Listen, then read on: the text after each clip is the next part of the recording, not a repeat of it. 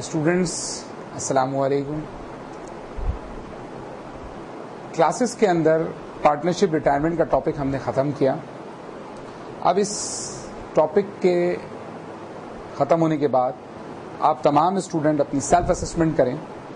मैं कुछ एमसीक्यूज़ आपसे पूछूंगा।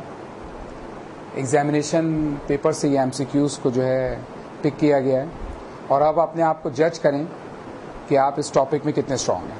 ठीक है, शुरू करते हैं पार्टनरशिप रिटायरमेंट का टॉपिक।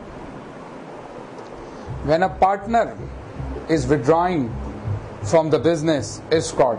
जब कोई पार्टनर कारोबार से विड्रॉ हो रहा हो, बहुत ही आसान एमसीक्यू है, मेरा ख्याल से ज्यादा सोचने की जरूरत ही नहीं है, उसको रिटायरमेंट कहते हैं। सेकंड देखिएगा, in case of retirement of a partner, in case of retirement of a partner, full goodwill is credited to the account of all partners, only retiring partners, only remaining partners, only the partners। क्या मकसद हुआ? क्या एक partner firm से जा रहा है, retire हो रहा है, विड्रॉ कर रहा है, क्या इस कारोबार की गुडविल बनाने में क्या उसका भी कंट्रीब्यूशन था? अगर उसका भी कंट्रीब्यूशन था तो जो गुडविल डिस्ट्रीब्यूट की जाए तो क्या सिर्फ रिटायरिंग पार्टनर को दी जाए या सबको दी जाए, या जो रिटायर हो रहा है उसको ना दी जाए, बाकी को दी जाए? तो यकीनन आपका जवाब देना बहुत ही आसान होगा कि इसमें हक सबका है इस गुडविल को बनाने में। तो जब गुडविल डिस्ट्रीब्यूट हो तो तमाम पार्टनर्स को गुडविल मिलनी चाहिए। Very good. नेक्स्ट देखिए students, in case of revaluation of assets, हम एसेट्स को रिवैल्यूएट करते हैं। The dash will be distributed amongst the partners, और डैश को जो है डिस्ट्रीब्यूट किया जाएगा अमंग द पार्टनर्स। क्या गेन को पार्टनर्स के दरमियान बांटा जाएगा, लॉस को बांटा जाएगा, या गेन और लॉस जो भी आएगा उसको बांटा जाएगा, या नन ऑफ दिस, कुछ भी नहीं बांटा जाएगा? तो बहुत ही आसान है ये तो, कि रिवैल्यूएशन करते वक्त अगर लॉस हुआ है तो भी पार्टनर्स में बांटा जाएगा, गेन हुआ है तो भी पार्टनर्स में बांटा जाएगा। तो यकीनन आप सही सोच रहे हैं कि इसका जवाब गेन और लॉस है। वेरी गुड स्टूडेंट्स, आगे चलिए। नेक्स्ट एमसीक्यू है, if a retired partner is paid more than his capital, the excess value is known as dash if it is recorded. ये बड़ी इंपॉर्टेंट बात है, इफ इट इज रिकॉर्डेड। बताइए, अगर इसको रिकॉर्ड किया जा रहा है, मोर देन उसको पे किया जा रहा है, तो वो क्या है? जी हाँ, बिल्कुल सही, उसको क्या कहेंगे? गुडविल। हाँ, अगर रिकॉर्ड ना किया जा रहा होता तो हम इसको कहते कि ये बोनस है। नेक्स्ट एमसीक्यू देखिए, profit and loss revaluation at the time of the retirement must be referred to the partners in dash ratio. Profit and loss of revaluation, यानी आपने रिटायरमेंट के वक्त तमाम एसेट्स और लायबिलिटीज को रिवैल्यूएट किया, उससे जो भी आपको गेन और लॉस हुआ वो किस रेशियो से बांटेंगे? जी हाँ, ओल्ड प्रॉफिट रेशियो से बांटेंगे। यानी रिटायरमेंट से पहले जो रेशियो होगा, पहले उसको गेन और लॉस को बांटा जाएगा, फिर जाके वो पार्टनर क्या होगा? रिटायर होगा। बिल्कुल सही जवाब आपने दिया। नेक्स्ट एमसीक्यू है, in case of liability payment, difference of amount and liability is recorded with the name of. फर्ज कीजिए कि रिटायरमेंट के वक्त हम रिवैल्यूएशन कर रहे हैं या रिटायरमेंट कर रहे हैं, जो डिफरेंस आ रहा है, मिसाल के तौर पर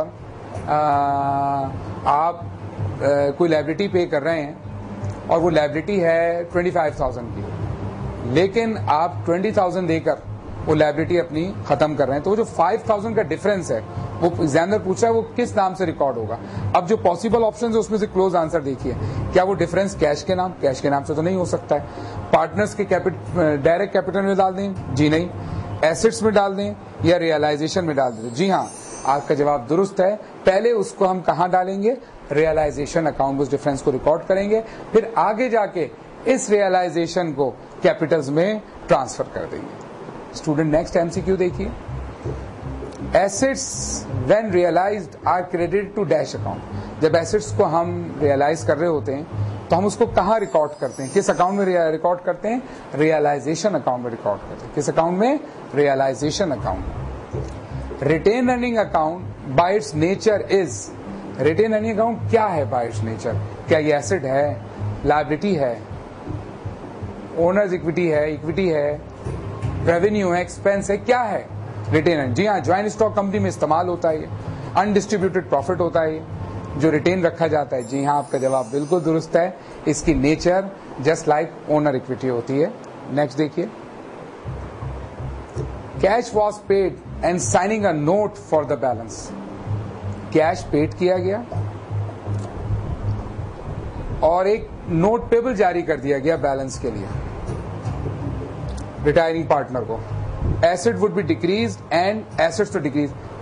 जब कोई पार्टनर रिटायर हो रहा है तो उसकी एंट्री मैंने क्लास में आपको क्या पढ़ाई कि फर्ज करें सी रिटायर हो रहा है और सी का कैपिटल है 1 लाख, तो आप एंट्री बनाते थे सी कैपिटल डेबिट 1 लाख। आप कैश उसको दे रहे हैं 70,000 का, कैश क्रेडिट 70,000 और 30,000 का आप उसको नोट दे रहे हैं, तो नोट पेबल क्रेडिट 30,000। तो एग्जामिनर यहां कह रहा है कि कैश जो पेड किया गया है signing a note for the balance of a retire partner, asset would be decrease. Cash तो क्रेडिट हो गया एंड डैश में अब 4 ऑप्शन है। लायबिलिटी विल बी डिक्रीज, क्या लायबिलिटी डिक्रीज हो जाएगी? Equity will be decrease, equity decrease हो जाएगी। Equity will be increase, equity बढ़ जाएगी। None of the above. तो इसमें जो क्लोज जवाब आपको क्या लग रहा है? अगर इसमें कहीं लिखा होता लायबिलिटीज विल बी इंक्रीज तो बात जवाब सही था क्योंकि नोट पेबल क्रेडिट हो रहा है। लेकिन आप देखिए इन चारों ऑप्शन में लायबिलिटी विल बी इंक्रीज कहीं नहीं है, अलबत्ता इक्विटी विल बी डिक्रीज लिखा हुआ है और इक्विटी से मकसद कैपिटल, तो यकीनन इसका सही जवाब इक्विटी विल बी डिक्रीज होगा। वेरी गुड स्टूडेंट्स, आगे चलिए। Loss on revaluation of assets. Revaluation account in the journal entry would be, अगर लॉस हो किसी चीज में, एसेट्स को रिवैल्यूएट करते हुए लॉस हो रहा है तो एसेट्स तो क्रेडिट हो जाएगा, लेकिन रिवैल्यूएशन क्या होगा? जी हाँ, जब एसेट्स क्रेडिट हो जाएगा तो रिवैल्यूएशन अकाउंट क्या हो जाएगा? डेबिट हो जाएगा। वेरी गुड स्टूडेंट्स, आगे चलिए। MCQ number 11, inability of the partner to meet his or her या their deficiency from their private resources, this is known as inability। Partner अपनी डेफिशिएंसी को मीट नहीं कर सकते, ऐसी सूरत में हम क्या कहेंगे? इस इंसॉल्वेंसी के पार्टनर इंसॉल्वेंट हो गए because they can not contribute any amount to meet their deficiency. वो अपना लॉस नहीं ला सकते। ऐसे पार्टनर्स को अगर वो ला सकते होते तो सॉल्वेंट कहलाते। ये हमने आपको क्लास में भी पढ़ाया। आगे चलिए। Farhan Kamran and Imran were equal partners in the business. इनके कैपिटल्स दिए हुए 150, 180, 230 respectively. Kamran retire from the business, Kamran business से रिटायर हो जाते हैं। He was paid cash ₹2 lakh, उसको 2 लाख रुपए अदा किए जाते हैं on his retirement under the goodwill method. What is the amount of the goodwill of the firm? अच्छा बताइए, गुडविल है तो सबकी है, पार्टनरशिप रिटायरमेंट में मिलेगी तो सबको, वरना किसी को नहीं मिलेगी। तो बताइए, कामरान जो रिटायर हो रहा है उसका कैपिटल बनता है 1,80,000, लेकिन आप उसको दे रहे हैं 2 लाख रुपए। इसका मतलब उसको 20,000 गुडविल के दे रहे हैं। और अगर उसकी गुडविल 20,000 है और ये इक्वल पार्टनर्स हैं, ये 3 पार्टनर्स हैं, 3 पार्टनर में से अगर एक पार्टनर की गुडविल 20,000 हो तो बताइए तीनों पार्टनर की गुडविल क्योंकि इक्वल है, तो जी हाँ आपने बिल्कुल सही कहा, एक की 20 है तो तीनों की कितनी होगी? 60,000। वेरी गुड स्टूडेंट्स, नेक्स्ट देखिए। When a retiring partner is receiving the amount less than his invested capital, then which one of the following method will not be used? जितना कैपिटल बन रहा था अगर उससे कम दिया जाए, यानी इसका मतलब फर्म लॉस में चल रही थी, तो ऐसी सूरत में क्या चीज नहीं हो सकती, यूज नहीं हो सकती? जी हाँ, बोनस तो यूज हो सकता है, रिवैल्यूएशन यूज हो सकता है, लेकिन क्या चीज यूज नहीं हो सकती? गुडविल मेथड, क्योंकि गुडविल यूज ही उस वक्त होता है जब अमाउंट रिटायरमेंट के वक्त ज्यादा दी जा रही है। Very good students, next MCQ है, एक कैलकुलेशन वर्क फिर आ गया है। Rashid, Sajid and Kamran were equal partners. Their capital 75,000, 1 lakh, 1,25,000। On April 1, अप्रैल की पहली तारीख को 2009, Sajid retire from the firm, Sajid firm से रिटायर हो गए. He has paid a cash rupees 1,20,000 for his share and assets of the firm were revalued. What is the total amount of revaluation gain और loss on assets. कहते हैं एक partner retire हो रहा है साजिद, साजिद का कैपिटल है 1 लाख, उसको दिए जा रहे हैं 1,20,000, 20,000 उसको ज्यादा दिए जा रहे हैं और हैं ये इक्वल पार्टनर्स. तो सवाल में पूछा जा रहा है कि बताइए पूरी फर्म को लॉस या गेन कितना हुआ है. अगर एक को गेन हुआ है तो इसका मतलब तीनों को गेन हुआ होगा. एक का गेन अगर 20,000 है तो जी हाँ, तीनों का गेन 60,000 है. तीनों का गेन कितना है? 60,000. नेक्स्ट एमसीक्यू देखिए. A partner who has to pay any obligation more than the share he hold in the firm is called. कहते हैं कि एक पार्टनर जो कि not pay any obligation more than the share, वो अपनी शेयर से ज्यादा अपनी ऑब्लिगेशन को अदा नहीं कर सकता. ही होल्ड इन द फर्म, जितना उसका फर्म में शेयर है, इस कॉल्ड. ऐसे पार्टनर जिसकी कुछ लिमिटेशंस हो. जी हाँ, ऐसे पार्टनर को क्या कहते हैं? Limited partner. क्या कहते हैं? Limited partner. स्टूडेंट्स, अल्हम्दुलिल्लाह पार्टनरशिप रिटायरमेंट की ये एमसीक्यूज आपसे डिस्कस की.